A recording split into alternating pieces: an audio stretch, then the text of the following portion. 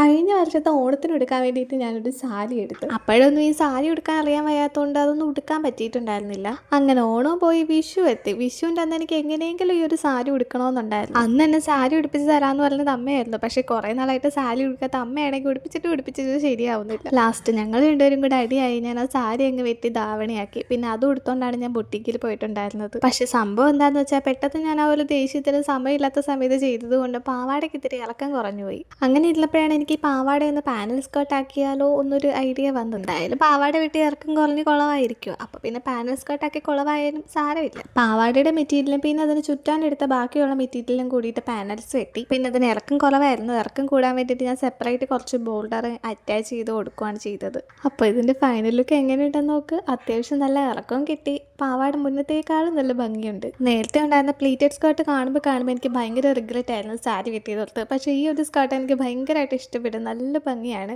അപ്പോൾ എന്നെപ്പോലെ മണ്ടത്തരം കാണിച്ച് കുളമായ സ്കേർട്ട് വല്ലതും നിങ്ങളുടെ കയ്യിലുണ്ടെങ്കിൽ ഇങ്ങനെയൊക്കെ ചെയ്തു നോക്കൂ.